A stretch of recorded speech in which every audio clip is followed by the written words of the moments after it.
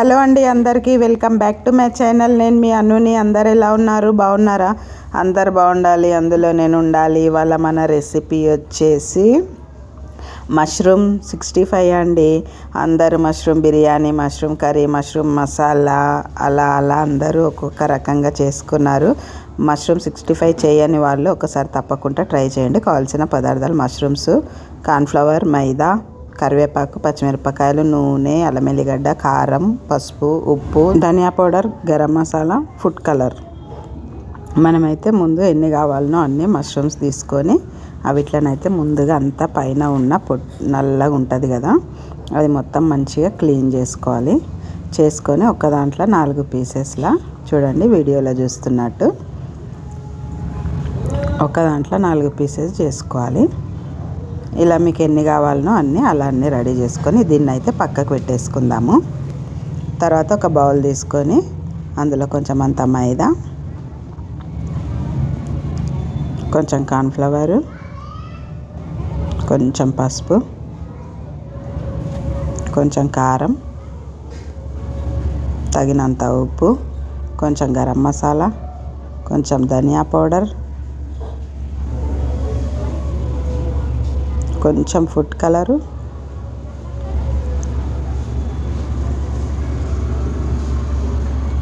కొంచెం అల్లం ఎల్లిగడ్డ వేసుకొని అంతా మంచిగా మిక్స్ చేసుకోవాలి.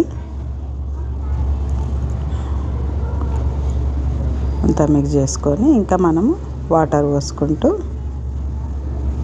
కొంచెం మరీ గట్టిగా కాకుండా మరీ పల్చగా కాకుండా చూసుకోండి, వీడియోలో చూపిస్తాను. అలా కలిపేసుకోవాలి. కొద్దిగా వాటర్ వేసుకుంటూ చూస్తూ కలుపుకోవాలి.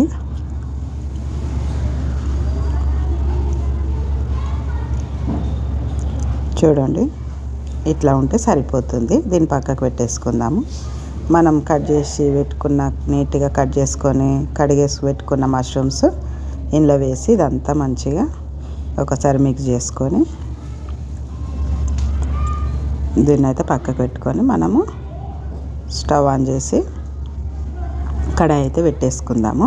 కడాయి వేడైన తర్వాత మనము డీప్ ఫ్రైకి సరిపడంత ఆయిల్ వేసుకోవాలి.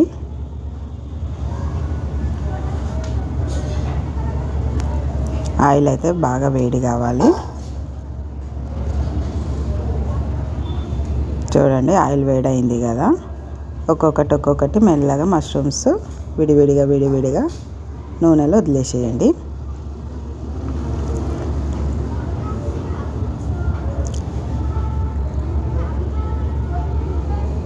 సిమ్లో పెట్టేసుకొని వేపుకోవాలి. ఇవి చూడండి ఎర్రగా అయింది కదా, మళ్ళీ ఒక సైడ్ తిప్పేసుకుందాము.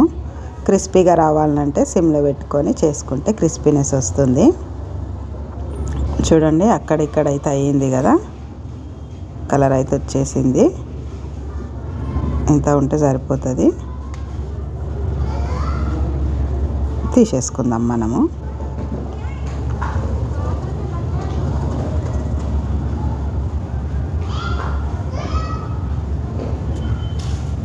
మళ్ళీ ఒకసారి వేసుకుందాము. సపరేట్ దూరం వేసుకోవాలి.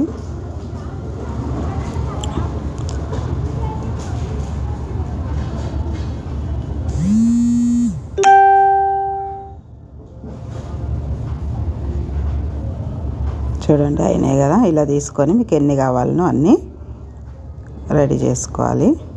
పక్కకు పెట్టేసుకొని పచ్చిమిరపకాయలు సన్నగా కట్ చేసుకొని కొంచెం అంతా అందులోనే కరివేపాకు మన గార్నిష్ కోసము